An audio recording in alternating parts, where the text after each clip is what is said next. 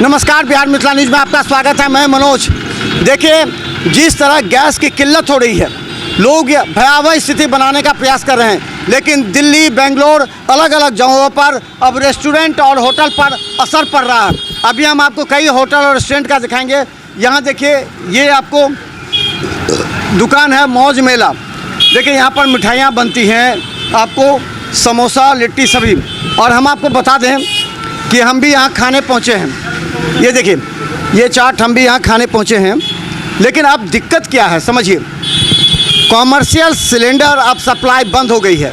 Commercial cylinder की supply पर रोक लग जाने की वजह से जितने भी होटल रेस्टोरेंट हैं उन पर असर पड़ेगा। यहाँ पर टावर पर सुभाष केबिन है, आपको मौज मेला है, और आपको देखिए मिठाई घर है।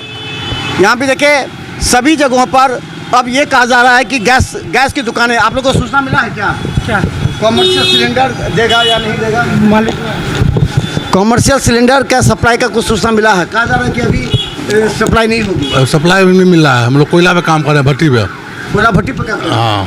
अच्छा, तो क्या स्थिति लग रहा है कि ये कितना दिन तक चल पाएगा? कारोबार बंद हो जाए। कोयला भी नहीं मिल रहा है, कोयला भी महंगा मिल रहा है। कोयला तो लकड़ी का व्यवसाय, लकड़ी पर भी हो सकता है। लकड़ी भी हो सकता है। अच्छा जी। ये कब से सप्लाई बंद का सूचना मिला है? हम लोग कोई सूचना नहीं मिला है। अभी नहीं है कोई लेकिन सप्लाई आप मतलब आप सिलेंडर है आपके पास? कितना अभी है आपके पास? 4-5 है, वही बड़ा वाला 19 किलो। 4-5 रखे हुए हैं। जी जी। इससे काम चल जाएगा अभी 10 हाँ चल जाएगा, नहीं 2-4 दिन चलेगा। अच्छा, 2-4 दिन। थोड़ा सा कम करना पड़ेगा ना पहले से। जी जी। कारोबार बंद, दुकान बंद कर देंगे, क्या करेंगे? गैस नहीं मिलेगा, दुकान बंद कर देंगे। कोयला भी नहीं मिल रहा है। कोयला जो पहले 1600 रुपये था, वो हो गया 2200 रुपये।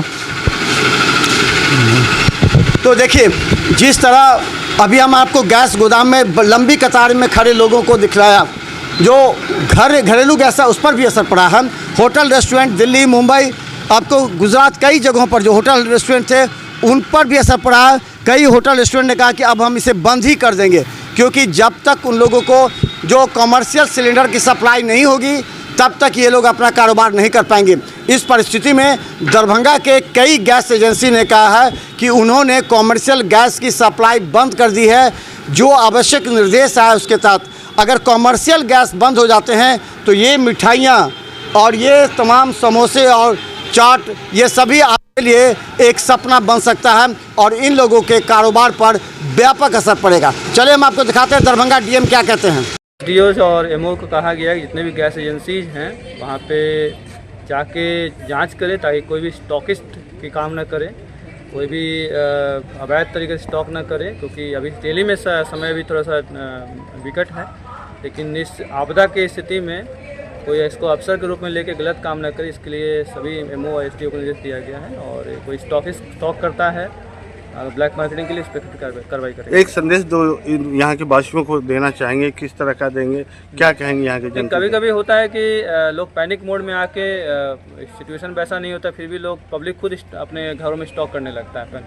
तो वैसी स्थिति नहीं आनी चाहिए। हम लोग सारे चीज़ों को देख रहे हैं और जितने ही प्रतिष्ठान जो इससे गैस से डील करते हैं उसको हम लोग जाँच करके फिर वेंडर द्वारा कोई कारोबारी किया जाता है या इसको?